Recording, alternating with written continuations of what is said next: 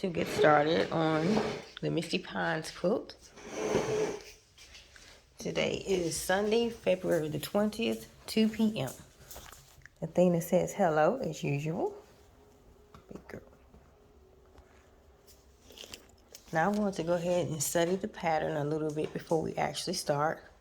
I'm going to have my last cup of coffee for today and have my dessert. All right, so let's see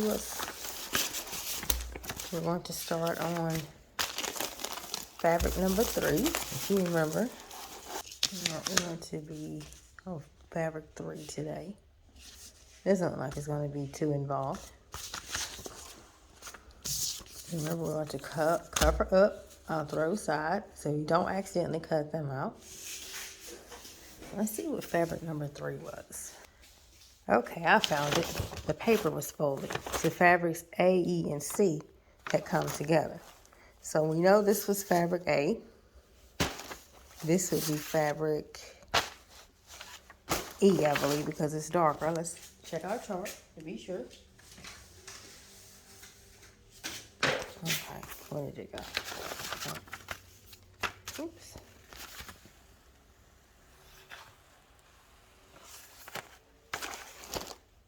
Yep.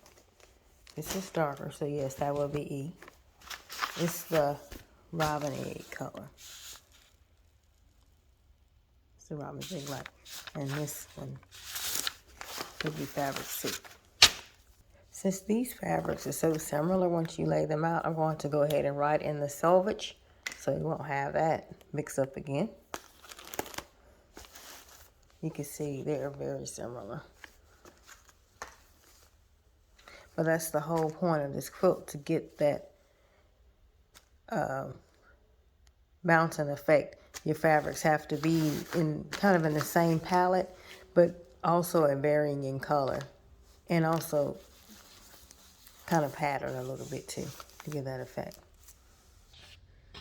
Now,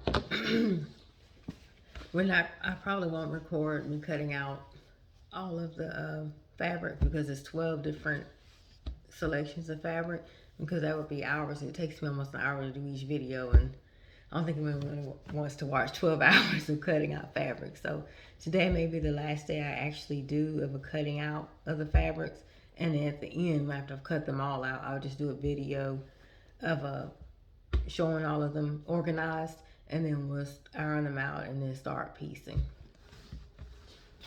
Okay, so out of this fabric, we have to really only cut 3 main strips the width of the fabric, and then sub-cut them down into squares. So let's cut the first one. And I'm actually going to have, oopsie, I forgot to close it. I'm going to cut my foot off. Now, these little fabric pieces, we have to sub-cut into 4 squares. So let's sub-cut both of these strips into 4 squares. Okay. Remember, we first get rid of this selvage. We don't need it. Okay. And that's gone. Yep, it's right. Yay! First square done. Isn't that beautiful fabric? Okay. Oh, forgot to close it. Let's cut our second square.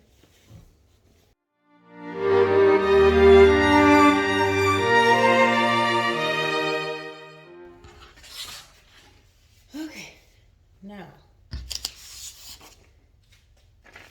from those squares, we have to cut them in an X. From those squares, we have to cut them in an X. Which means we'll cut from left to right. Now from the right hand corner down to the left. So in other words, we're making triangles.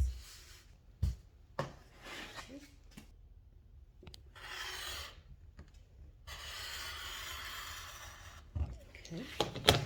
These triangles. frame. And it's important to keep the fabric facing the same way. I have it still laid out as with the fabric, in other words, on the bias. So I'm going this way on it. You see what I just did? It calls to be cut into smaller triangles. I'm only cutting it once, so I have to go back and cut the others again. Woo! Gotta pay attention.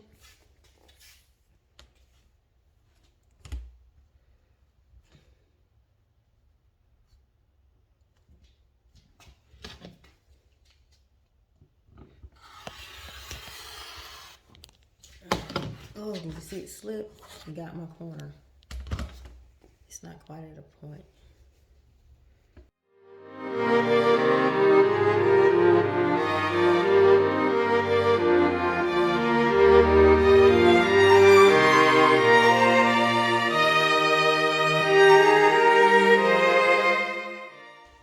All right, now we got them cut correctly. Let's set them aside. Now, we need to cut one more strip, the width of the fabric, and we're just going to cut them from left to right.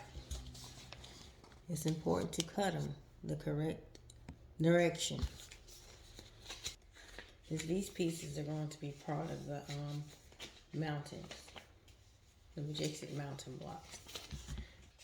And we can actually use up some of this scrap right here before we actually cut on the main piece.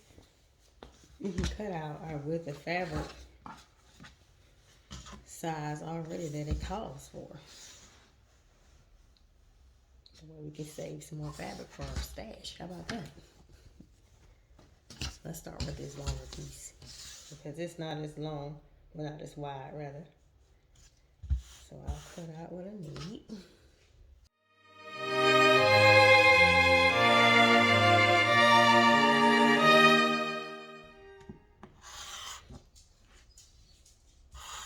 Okay, that's one square. We need 9 total, but we're cutting it out of the scrap before we actually touch the main piece that is left. That's 1. Okay, now the pattern says to cut, each of these squares from left to right.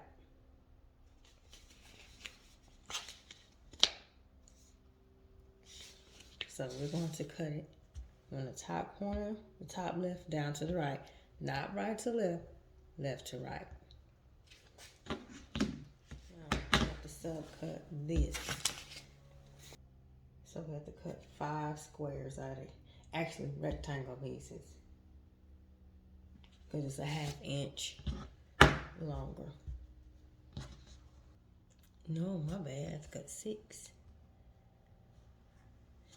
Ooh, have to read carefully. Cut 6. Oh.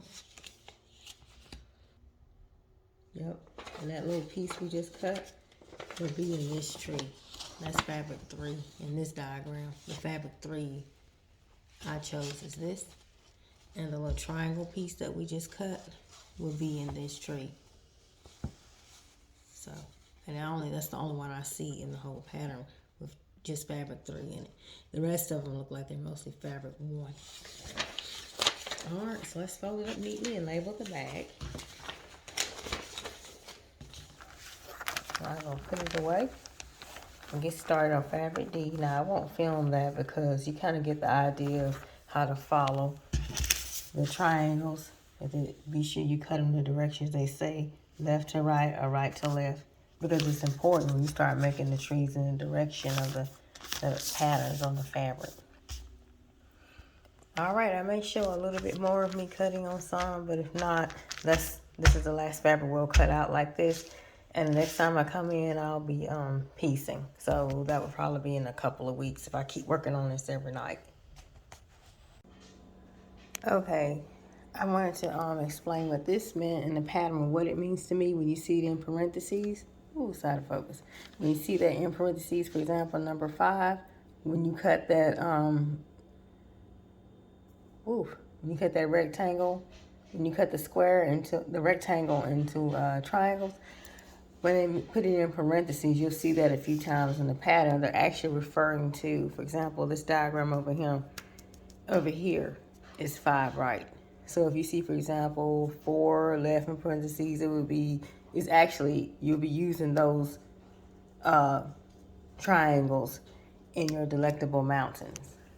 So I just wanted to clarify that after I actually sat down and I read over it again. That's what that means.